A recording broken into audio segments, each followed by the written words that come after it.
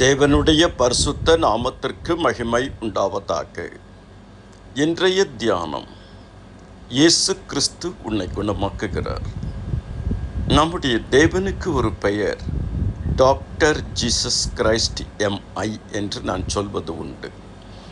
Mi என்றால் master of impossibilities. நம்முடைய தேவன் நம்மை குணமாக்குகிற கர்த்தர். கர்த்தாவே, என்னை குணமாக்கும், அப்பொழுது நான் குணமாவேன். என்னை ரட்சியும், அப்போது நான் ரட்சிக்கப்படுவேன். தேவரீரே என் துதி. கர்த்தர் இருதயம் நொறுங்குண்டவர்களை குணமாக்குகிறார், காயங்களை கட்டுகிறார். கர்த்தர் சீர்கேடுகளை குணமாக்குகிறவர். கர்த்தருடைய நாமத்தினாலே நாம் குணமாக்குறோம். கர்த்தருடைய வார்த்தையினாலே நாம் குணமாக்குறோம்.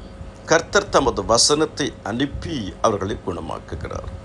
அவருடைய தழும்புகளால் நாம் குணமாக்குறோம். அவருடைய தழும்புகளால் குணமானீர்கள்.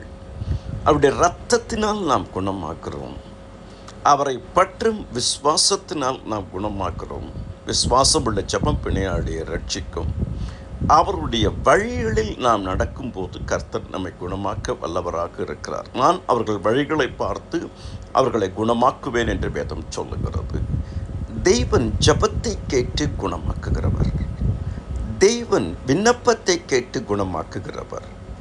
தேவன் வேண்டுதலை கேட்டு குணமாக்குகிறவர். தேவன் உபவாசத்தை பார்த்து குணமாக்குகிறவர். அவர் தாமே நம்முடைய பலகீனங்களை ஏற்றுக்கொண்டு நோய்களை சிலுவையிலே சுமந்தார். அவருக்கு கீழ்ப்படுகிறதுனாலே நாம் குணமாக்குறோம். கர்த்தர் என்ன சொல்லுகிறாரோ அதன்படி கேட்டு கீழ்ப்படியும் போது நாம் குணமாக்குறோம். அவருடைய கிருபையின் ஐஸ்வர்யத்தின்படி நாம் குணமாக்குறோம். அவருடைய அன்பின்படி நாம் குணமாக்குறோம். குணமளிக்கிற அன்பு. அவருடைய மனதுருக்கத்தின்படி நாம் குணமாக்குறோம், சுத்தமாக்குறோம்.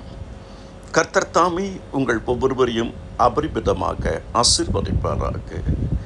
ஜெபியுங்கள், வேதம் வாசியுங்கள், கர்த்தருக்கு ஊழியம் செய்யுங்கள், நன்மை செய்யுங்கள், ஆசீர்வாதமாய் வாழுங்கள்.